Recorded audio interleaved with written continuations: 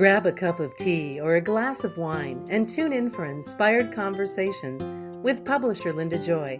On Tuesdays at 2 p.m. Eastern, Linda creates sacred space for leading female luminaries, empowering authors, heart-centered female entrepreneurs, coaches, and healers. A soulful venue where guests openly share the fears and obstacles they've overcome, wisdom and lessons learned, and the personal journey that led them to the transformational work they do in the world. Inspired Conversations to empower you on your path to authentic, soulful living. Welcome to Inspired Conversations. I'm your host, Linda Joy, publisher of Aspire Magazine, the premier inspirational magazine for women since 2006. I love having the conversations that I bring you on this show because I truly believe that all women have an innate wisdom to be shared. And when I can circle up and bring you the extraordinary visionary women who are making a difference in the world through their mission, their message, nothing gives me more joy. And today we're going to be talking about intuition, because everyone has intuition, and learning how to maximize it can help us live our best potential in every area of our lives.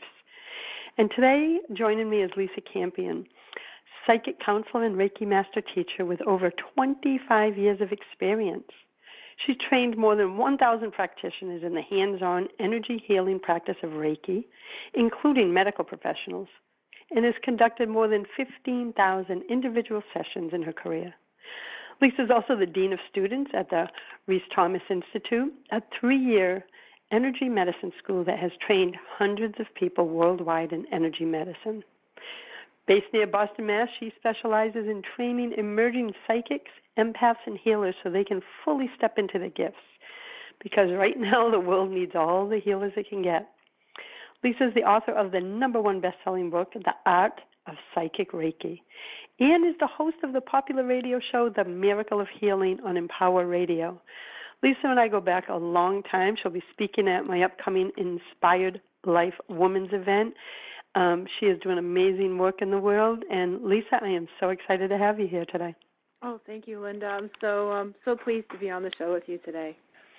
You know, why don't we dive into explaining what Reiki is for those of my listeners who maybe haven't been able to experience it or really know what it is? Sure, yeah, it's a great question. And Reiki is a very gentle but very powerful hands-on healing. It's an energy technique from Japan.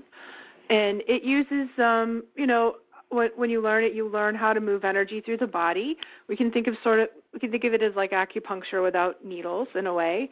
And it's very popular these days, so it's gaining popularity, and like all the hospitals in Boston use Reiki. They have Reiki in their complementary and alternative medicine units, so you can go, like my dad was in and out of Brigham and Women's Hospital this winter, and they have Reiki staff on site where you can call to them and they'll come into your room to do Reiki. So very commonly used for anxiety and depression, for chronic pain. They use it over at Dana-Farber when you're receiving your chemo treatments to help, because it helps with nausea. And it is just very good for general relaxation and wellness, too. So is it hands-on? It depends. Like the way that I generally do it is hands-on, but it can also be done completely off the body. And Reiki practitioners are trained to work both with their hands on and off the body. And usually we ask, I always ask people, are you comfortable being touched? And then I tend to like to touch my clients. But, of course, if somebody's not comfortable with being touched, then we work with our hands off the body. I think that we have like a lack of healthy, non-sexual nurturing touch in our country, and most people don't get a very much healing touch. And Reiki provides a really beautiful, safe, nurturing way to receive not only a great energy healing, but also that kind of touch. I think it sounds beautiful. And I'm always curious with my guests is, how did your journey lead you here today? So how did Reiki come into your life? What came before it? What led you here? Well, I have sort of an unusual and an interesting story that way, because I grew up in right outside of Boston. I grew up in Newton in the 60s and 70s, and I was one of those like I see dead people kids. And even from the time I was little, I was seeing things that people weren't seeing, and feeling things, knowing things, experiencing things, seeing spirits. And back then there were like no psychics on TV. There was like no New Age bookstores. There was like very little information, and you had to be kind of quiet about it, because back in those days, they like put you in a mental hospital if you said you were seeing angels and talking to dead people. That's like was not a cool thing to do. So I spent a lot of my childhood trying to figure out, up until I was about 20, actually trying to figure out how to turn it off and to pretend to be normal in public and just act like a normal person, even though I was having all these experiences that I couldn't explain. And then when I was in my 20s, that was like 1982 and sort of the dawn of the New Age, and I started being able to find teachers that would teach me a lot about how to really use the psychic gifts that I have. And so I opened a practice as a psychic when I was 19 years old. I look back on it, I think, oh my God, how did I do that, or why did I think I could do that? But when you're 19, you think you can do stuff, so I did it. And a few years into that, I studied counseling and psychology, because I was delivering the message, and then people would have a react, they'd cry, or they would, need some healing, and I didn't know what to do. So I was like, I wanted to help them in a deeper way. So I studied counseling and psychology, and then after that I mixed psychic work and counseling together, that is a really beautiful combination. And then 21 years ago, I started really seeing things going on inside the body. I started seeing energy in people's body and moving, and I was like, what is that? And what do I do with it? And I could see it would be all like tangled up and kind of gross looking, and I was like, I wanted a way to access that thing what I was seeing. And one of my friends, it was 1999, told me about Reiki and that I should try Reiki. So I studied Reiki and I learned it pretty quick. I went through all 3 levels, and very soon after that I started teaching it. I've taught thousands of people Reiki in the past 20 years, and I teach this very particular kind because I'm a psychic and I teach psychic development, and because I do Reiki. What I noticed was that people who study Reiki often will have an increase in their psychic ability, and their intuition, and their empath nature will kind of really open in the study of Reiki, and then they need training on that too. So that I combine the two of those things together. And that's how I teach it, and I've been teaching it for years. Then that's why I decided to write the book, The Art of Psychic Reiki, and it's really hit a need. It's really hit a niche for people who find that these things that we do, like Reiki, yoga, and meditation, really activate their empath intuition and psychic abilities, and need training around that. Well, I love how it's so organic that you combined your gifts organically over time and saw the need. And I think it's amazing that you can see people's energy. Now, I've experienced Reiki, and I remember, 20 years ago taking Reiki 1. I never went further. But now you're like reigniting something in me, because I believe in the power of energy. Yeah. So when you started combining the psychic Reiki, what was some of the insights that you noticed within yourself, but also with the people that you were serving? Well, really what brought me to it was this desire, this belief that I have about who we are as healers, And I think that so many people are being called right now. So if you have healer as part of your soul mission, people are waking up to that. They're like knowing that they're here to help people. They're knowing that that's part of what they want to do, and they're looking around for ways to do that. And I think that's really beautiful. So I feel like a big part of my purpose is to train healers, and that when people are studying Reiki, it was really it was frightening them. So I had this student who came to me, and she said, "Oh, Reiki, I learned that years ago, and I kind of want to start doing it again, but I'm afraid of it because when I started doing it, it like opened up a portal or something. It opened up like a thing, and then all of a sudden my bedroom was filled with spirits, and like ghosts were walking through my living room, and it was freaking me out. So I stepped away from Reiki, and I never went back." And I was like, well, and I started hearing stories like that over and over again, and I was like, wow, that is so unfortunate. Like, the world needs all the healers it can get. This woman is phenomenally talented. And she has an incredible healing practice right now. She helps tons of people. And wouldn't it have been sad if she had totally stopped because she was so afraid of the psychic thing? And people feel overwhelmed or afraid of it, and I that's sad to me, you know. So I wanted to create a program, a system, an opportunity to bring those gifts together, because it's so beneficial. If you're a Reiki practitioner or you're a healer, isn't it better for your client if you can tap your intuition and bring your inner knowing to maybe what that client needs? Or isn't it better if you can activate your psychic ability and maybe deliver a message from a loved one? And isn't it better if you really know how to manage your energy as an empath and you can really feel what they're feeling and you know how to handle that? So all of those things like empathy, intuition, and psychic ability are all part of the toolkits of a healer.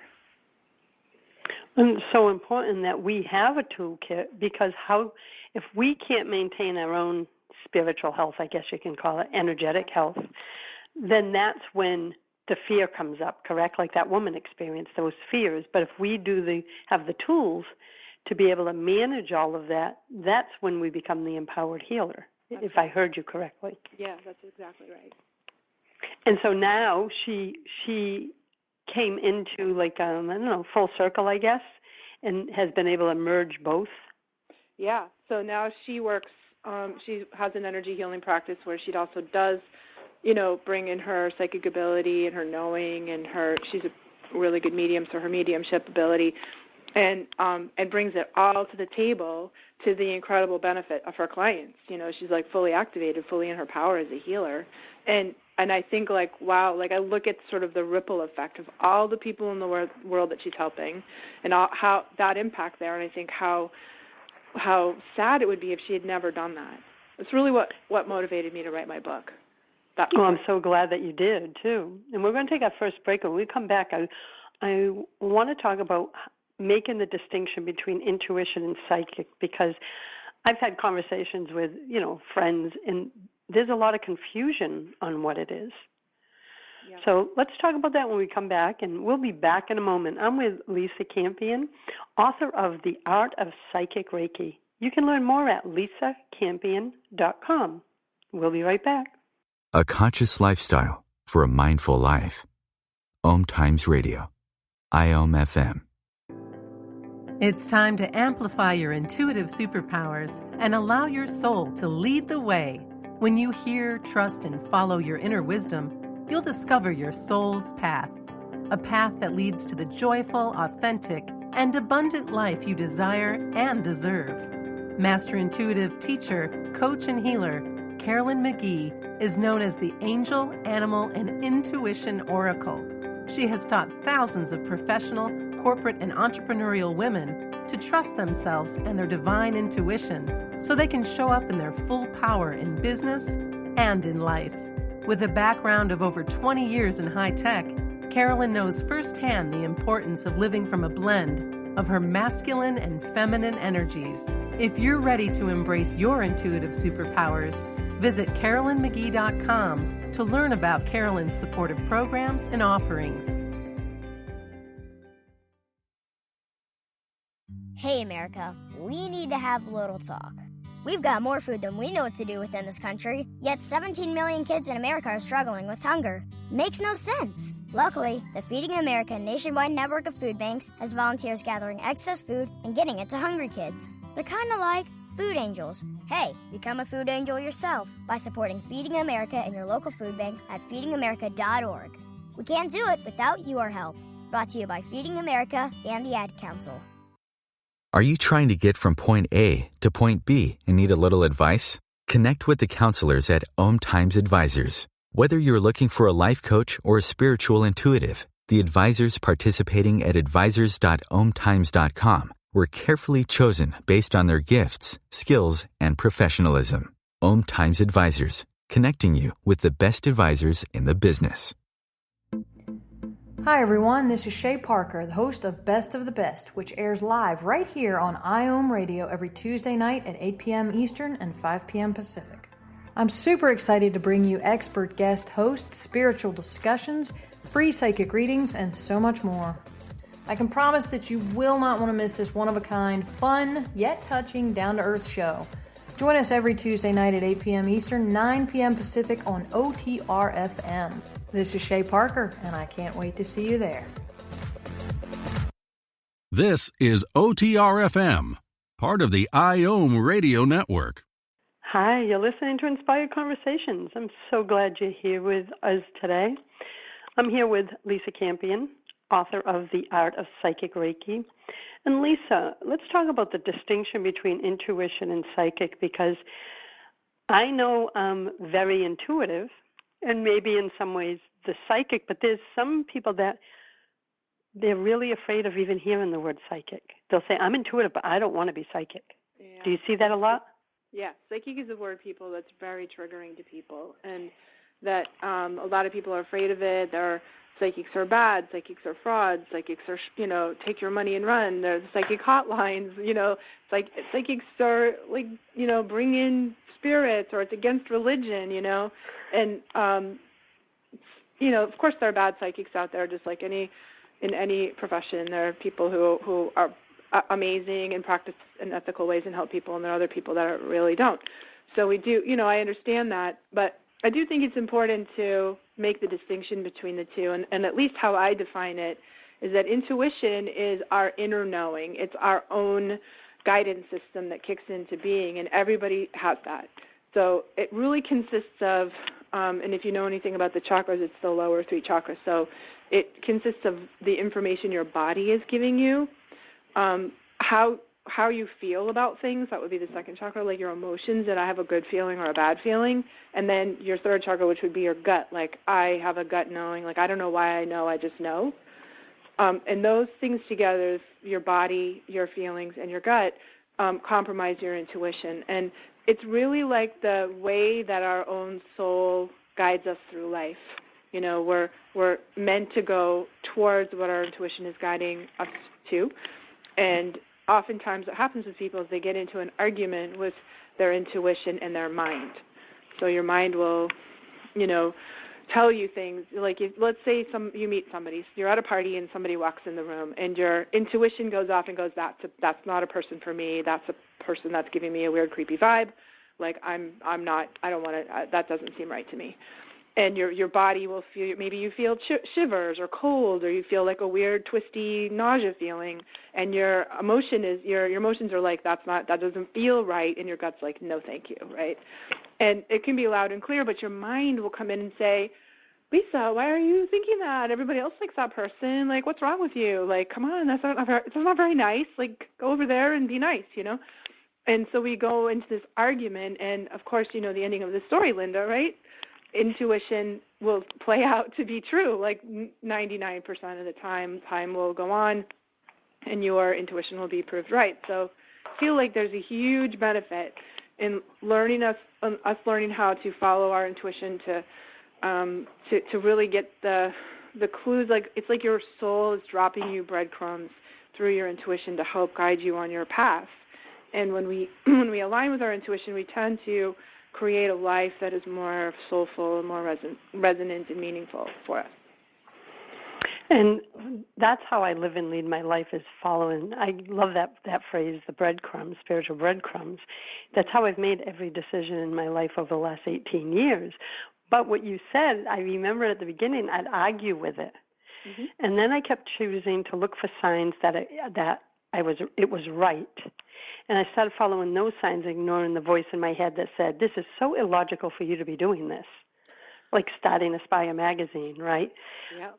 I remember when you did that. I remember that you told me you were doing that. And, and like look at where you've gone. Like your intuition has led you, way farther than your mind would have ever dreamt up for you. Exactly, and that's the best story I can think of, because I had no publishing marketing, any experience, but I kept hearing this mag, you got to start this mag, and my logic is like, what the frick do you know about magazine publishing? Mm-hmm. But it wouldn't let up, and I decided to trust, and I never knew the next step, but it always revealed itself. So I built my trust muscles up.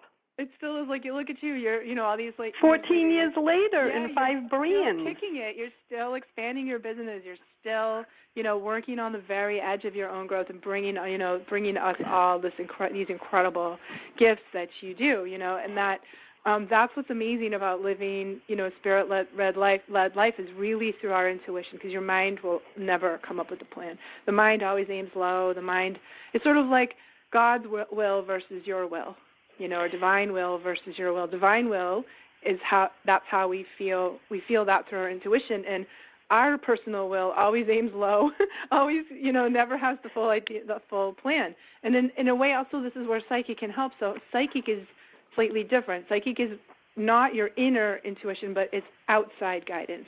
So guidance that comes from outside your system, and that might be your own soul or your angels or your mother-in-law who passed away, or whatever our team, and we call these non-physical, helpful spiritual beings guides, And so we all have guides that are around us that are giving us additional support, guidance, help from the spiritual world, because I believe, especially when we step onto the path of our life purpose, the universe meets us halfway, right? And I know that you've experienced that in your beautiful life, in your beautiful career. And it meets us halfway by also giving us divine assistance in the form of these guides, angels, and, your guides and angels really also talk to you through the signs and omens you were talking about. So you might have a hit like a tummy pull, or wake up with a knowing and being like, okay, now I'm gonna host that event. I haven't done that in a while, but I'm gonna do it this year. That's exactly what happened. And I got to tell you, Lisa, and you'll get this, and I'm sure some of you. If you have been following for a little while, we put our big house on the market and moved into the 400 square foot tiny cottage while we built the house that we just moved into. Mm-hmm. Now, I purged everything, Lisa, when I left that big house. 18 years in that big house. There was not much I could bring into 400 square feet. Right. And here's something that happened in the physical. I opened the drawer that I had been opening for the whole year of being in that tiny cottage. It's where my client files are. I opened it, I think it was October.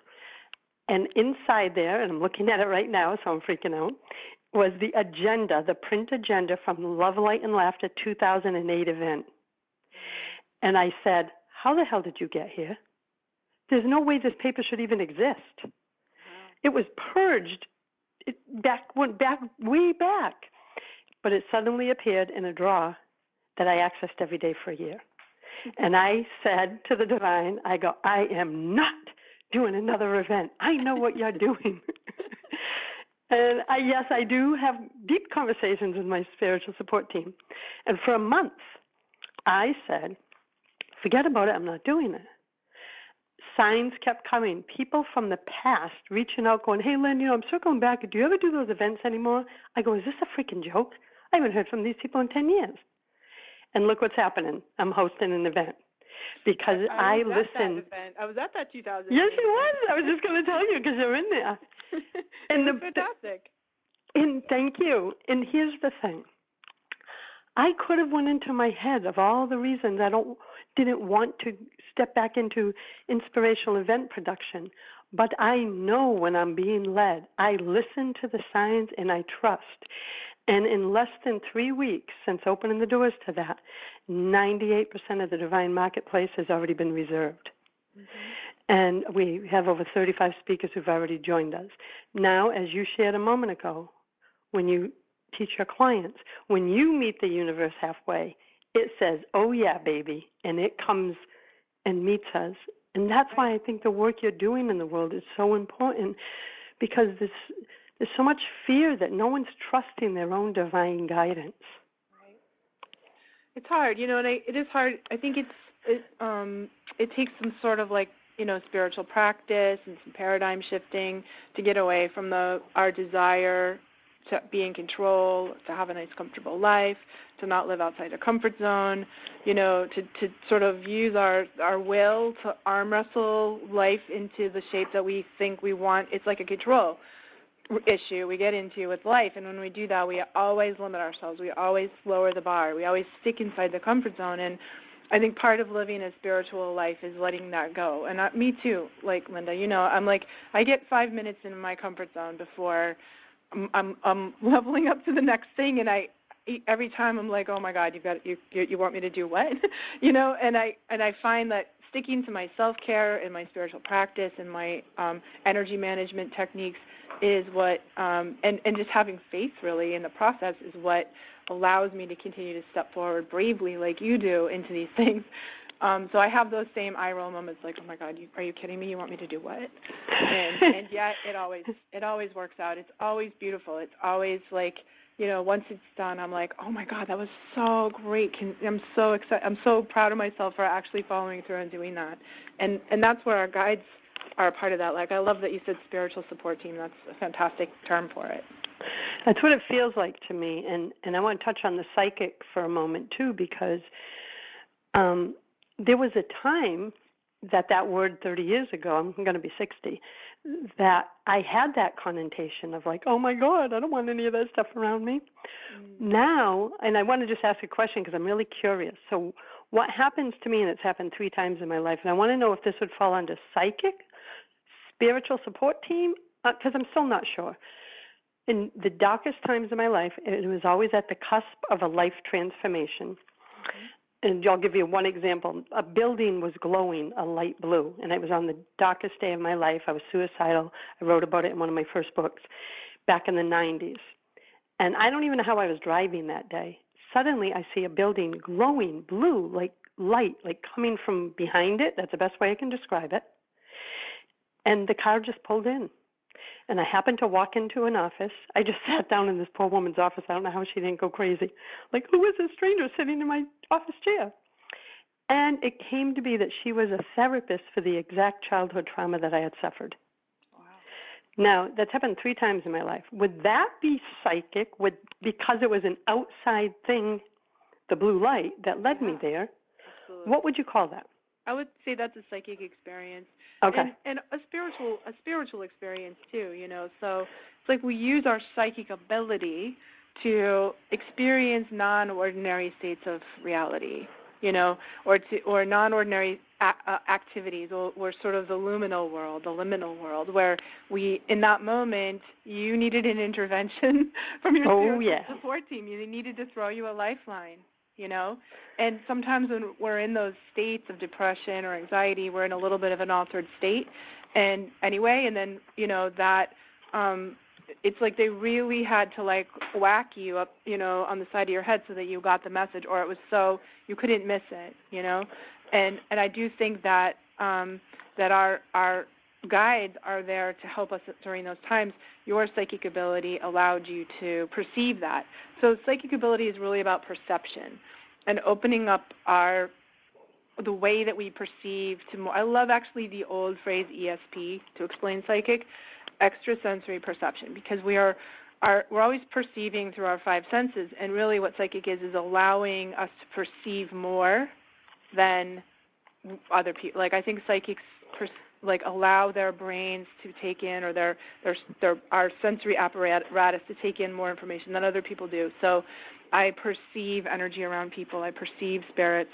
And in that moment, you perceive the blue light around the building because that was what you needed to do for the next stage of your healing. Yeah, it's something, I can still bring it back right in the moment. Like I said, it's happened 3 times, and I always wondered what was leading it. But here's what's funny is I believed it and trusted it and never doubted it. Like I knew I was being led. And now I look back and see all the times my spiritual support team was directing my life, even when I couldn't. So when we come back from our next break, one of the things I want to talk about is empaths, right? I have a grandson and a granddaughter, both. One's 20, one's 8, both empaths, both very sensitive. And I'd love to talk about that. What is an empath and why they need extra help? I think, especially right now, this new generation coming in. Oh, yeah. Oh, so I can't wait to dive into this. So we'll be back in a moment. I'm with Lisa Campion. You can learn more about all the amazing work she's doing in the world and her new book, The Art of Psychic Reiki, at lisacampion.com. We'll be back in a moment. This is OTRFM, part of the IOM Radio Network. Are you being called to step into your truth and embrace your divinity? Are you ready to align your heart and soul, live an authentic life, and become a divine magnet for love and abundance? It's time to listen to your inner wisdom and clear the blocks holding you back from your best life. Leading intuitive prosperity coach, Akashic Records practitioner, and evidential medium Jamie Hearn of LiveYourDivinity.com empowers and supports spiritual women like you to align your inner and outer worlds, embrace your soul's truth, and live your divinity. Through her intuitive gifts, grounded wisdom, and empowered coaching, Jamie guides women back into sacred alignment with their truth. Visit LiveYourDivinity.com to learn more about Jamie's empowering programs and to schedule an Akashic record reading.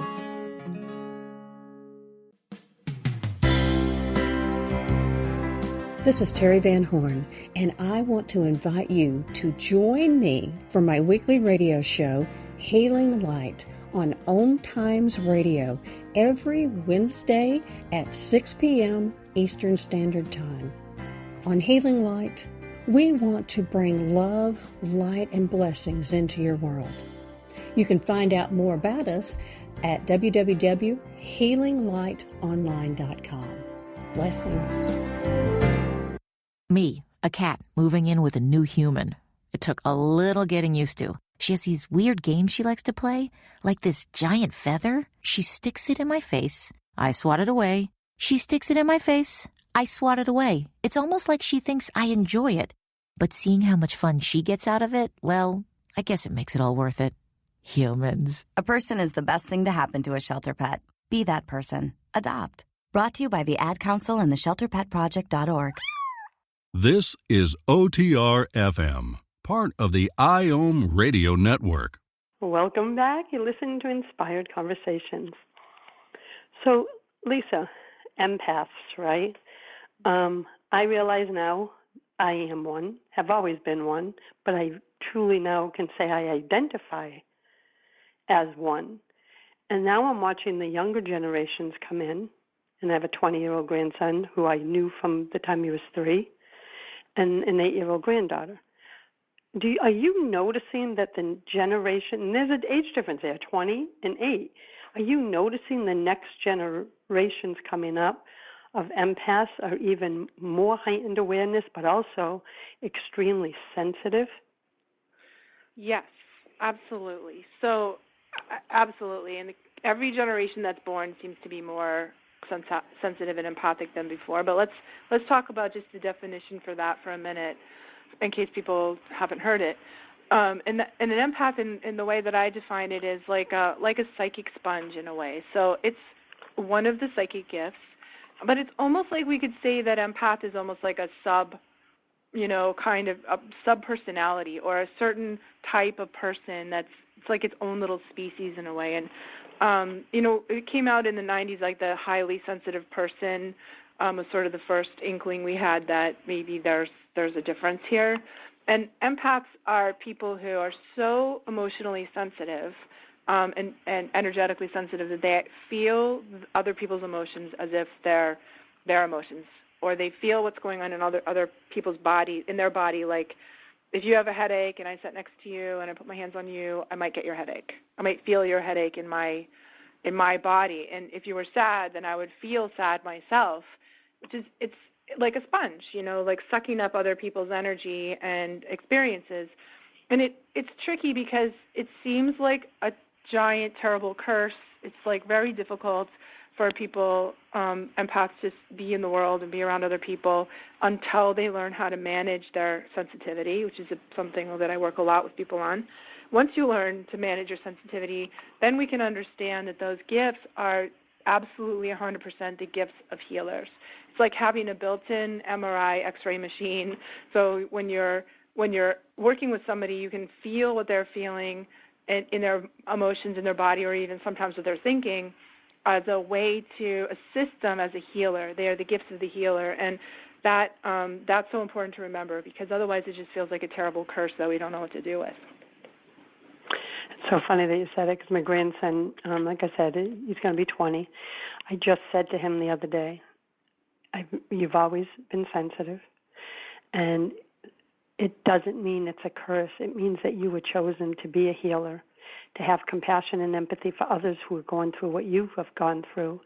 And he feels like he is just tapping into all that. And his words were, if that's true and it feels so true, then I finally have a purpose. That's right. Right? And so we've been really having deep diving spiritual conversations, and I'm getting them books. How about the younger ones? Like my granddaughter, who on social media we call #LittleGoddess. Mm-hmm. She is extremely sensitive, and when she was young could see, like, hey, don't touch my doll. And the mother, my daughter runs in there, and she's protecting the doll from the stranger in the room that only she could see, Yep. So how do you work with someone young so they don't struggle, as my grandson did, navigating the energies they feel? Well, it's young or old, it's all the same, really. And there are plenty of people now, even people our age, who are waking up to the fact that they have this. And every empath needs the same basic training, which is learning. It's these energy management basics. We need to learn how to manage our energy. And because we're a sponge, and it's super hard to be in the world as a sponge. So there's really 3 or 4 basic things that we have to do. We have to learn how to stay grounded and connected to the earth.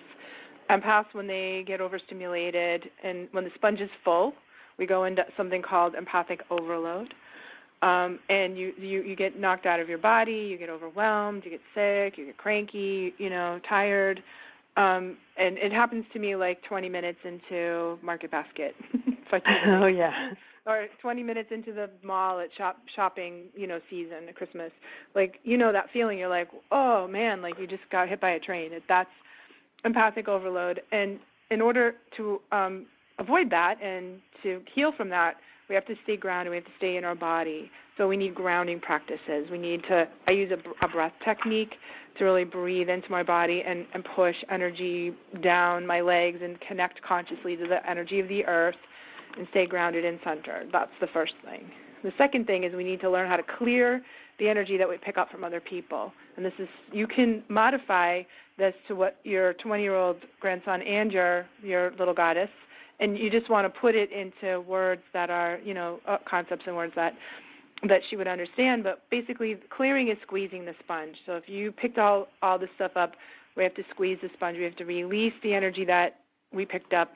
I, again, use a breathing technique to, breathe energy into my heart and my belly and consciously sort of flush any extra energy I have down the grounding cord into the earth with a little prayer that the earth can compost it. So we need that. And then the last thing is we need to protect. We need to shield. And that's really strengthening the bubble that we all have. Our energy fields all end in a bubble on the outside, unless you're an empath and you have a sponge on the outside. So with some visualization techniques or mindfulness, you just imagine, pretend, or visualize that the outer edge of your field is like a solid, more like a bubble, and you and everything that's you is on the inside of the bubble, and the world is on the outside of the bubble, and nothing can cross your boundary without your permission. Now we're managing our energy. Now we can go about, and like I just, said, my dad's been in the hospital, so I've been in the hospital a lot this winter, which is a really hard environment for me.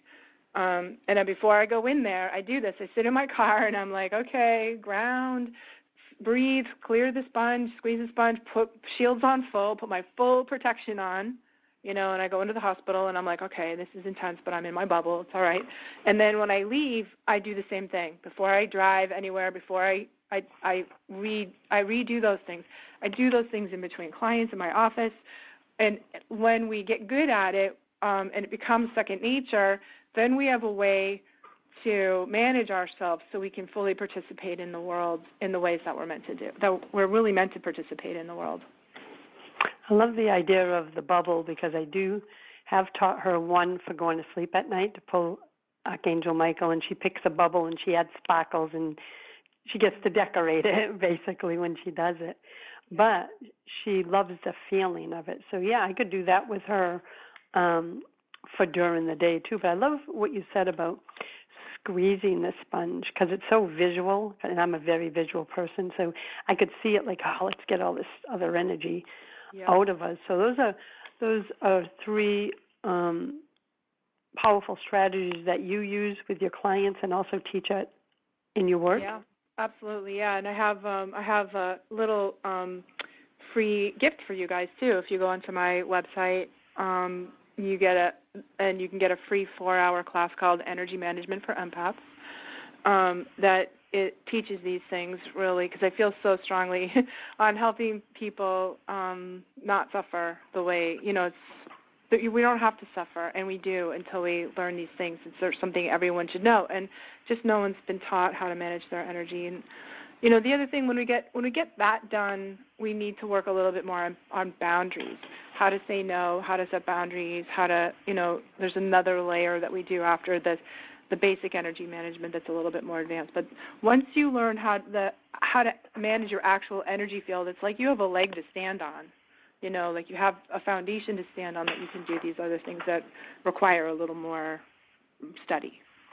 Well, that's what the other thing I was going to say, too, is I noticed with the boundaries that the real sensitives, like I've worked on myself for 25 years, so I guess I have my boundaries, my energetic boundaries. I'm very firm in them because I know, and I just did a group call today. I said, listen, your sacred gift to the world is managing your own energy. And you have to manage your energy in order to heal, lead, thrive in your own life. But also, you create a ripple effect with your energy. But one of the things that I see with some of the empaths in my life, including the little ones I just told you, is this deep desire to almost put others before themselves, that at a cost to themselves. Yeah. And I know that's because of that deep desire.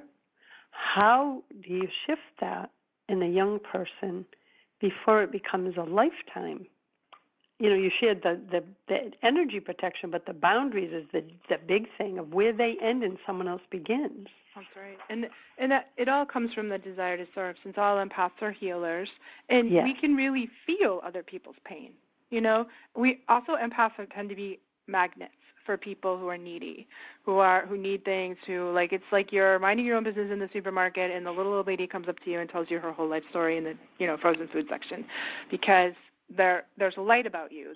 You're glowing in a way. You have this beautiful heart and people who are tuned in can see, and compassion sort of radiating out of you. That's a very normal state for an empath. And when you don't have a boundary, an energetic boundary, and sort of like a verbal boundary, then you can become a magnet for everyone and their brother who needs healing. Healers attract people who need healing.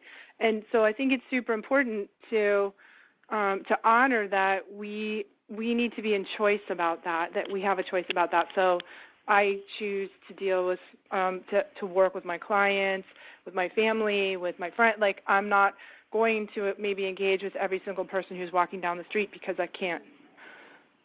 And neither can you, and I love what you said about people's sacred gift, because it's hard for empaths to really get their heads around this, but we are all responsible for managing our own energy. No one can do it for you. No one should do it for you. It's incredibly empowering for sensitive people to learn the truth of that and to learn some really good skills, because then we can go out into the world not expecting somehow empaths expect that everyone is like they are, and everyone should know that they're tired, or everyone should tune into them the way they tune into everybody else, that they don't really want to talk to you right now. And then they get they can feel very victimized, actually, and by this world that seems like it's out to get them. And that's not actually true. The world isn't out to get you. It's just drawn to you. It's attracted to you. It's, magnetized to your beauty and your light. And we are totally responsible. No one is going to set your boundary for you except for you. And everyone out in your life has an agenda that it's better for them if you have a terrible boundary and you're giving more energy. They're like, yeah, I keep doing that. So we have to train our people to respect our boundary. And even little kids can be trained that way. Little kids, can be taught that your granddaughter can be taught that her heart is a beautiful gift and she can choose who she's going to share that with, that it's beautiful for her to feel compassion. Maybe you teach her some prayer, how to pray for people or how to send people energy. When she sees her little friend who's suffering and in pain, she doesn't have to dive in there and fix it. She could just pray for them, or she could send Reiki, or she could put them in light, and that's how they can engage in, keep their hearts open and compassion and engage with people without, like, giving them a pint of blood, Exactly. And for all of us, that was, I think it was the most important thing that I learned in my own journey is it doesn't have to be at the cost to myself. Right. And so you're not actually doing anyone any favors if it's the cost to yourself. It's like that, we drink from our own teacup, but we serve people from the saucer. That we have to be full. We have to have a full cup, a full, energy. I think about it in terms of, and I talk about this in my book, in terms of your energy tank. Like, we have a limited supply of energy in our energy tank, just like you have a limited supply of gas in your gas tank. You spend the gas, you drive the car around, you got to fill the tank again. We don't expect our car to drive without that, but we often expect ourselves to do that. So a big part of learning energy, and I'm writing a new book now. It's called Energy Healing for Empaths. I know, I'm so excited. How to live your sensitivity like it's your superpower. And it's coming out. It's with the publisher now. It'll be coming out in this time next year. And it's really this whole topic that we're talking about, how to manage energy. And I like that gas tank analogy. So, even your granddaughter, you can explain that to, that she needs to fill her tank and really think, like, what fills your tank, what fills her tank. So we're giving on a full tank, and we never let our tank get empty, and then we can avoid all of the problems that we get later on. If we don't do that, we get burned out, we blow our adrenal glands, we get sick, we blow our nervous system, we have health issues and depression, anxiety. We have a whole raft of problems we can avoid if we learn how to keep the tank full and give from that place. And I can't wait for that book. Your current book, The Art of Psychic Reiki, I'm giving my grandson because I think it will really help him understand himself. I mean, he's yearning for all of this information. So we've been having beautiful, deep conversations. He's always been able to go deep. Now it's at an accelerated pace. So there's no accident that today's show happens to be like 24 hours after my recent conversation with him, and I'm trying to teach him how his energy is his responsibility. He's not a victim to the energy that people bring him. Right. And like you said, they can see the light. They know. Mm-hmm. And he has to do his part to protect himself so he can love and serve them if that's what he desires to do. Yeah, I think empaths are really the old souls of the planet, and empaths, like, we come onto this planet to learn compassion and empathy, and then the baby knows. This is my theory. I don't know if it's true, but my theory is that this planet is like a nursery school planet for warrior souls, for the fighters, and it's sort of like Game of Thrones, down here, and that's really fun for people that have a warrior soul, and think most people, like 70% of the people here on the planet have this sort of warrior nature, and we're fighters, and we come here to have these experiences that open our heart and help us learn empathy and compassion. So the more empathic and compassionate a person is, the longer they've been down here on the planet, and those old soul types, really want to help the, people that are coming up behind us, and we're here to serve them. We're here to help them. We're here to be of service in that way. So I think it's a beautiful dance we have with people if we know how to manage ourselves. It's so true, and I've had to learn myself. And I remember, way back, I produced a show for John Holland, Colette, and Maureen Hancock way before they were known as they are now. Mm-hmm. So we got to be 14 years ago. And Colette recently told me, after all these years, she says, I remember the day you walked into the room. Your aura was so big it couldn't get in the doors. Mm-hmm. And I knew that you were going to create magic in this world. Mm-hmm. And it's like we just reconnected like 7 months ago. Okay. And I said to her, well, what does that mean? She said, it just means some people have a large energy field, but if they don't learn how to, what you said, Lisa, hold the energy of the boundary around it, then it becomes permeable. Yep. So a lot of people ask now, Linda, how can you do 4-day work weeks and still run 4 brands and stay grounded in the way that they see me? And I said, because I had to learn the hard way and not listen about the costs when I don't manage my own energy. Yeah. You've experienced it too, right? Absolutely. Like those moments when we forget, and we're human, so we do.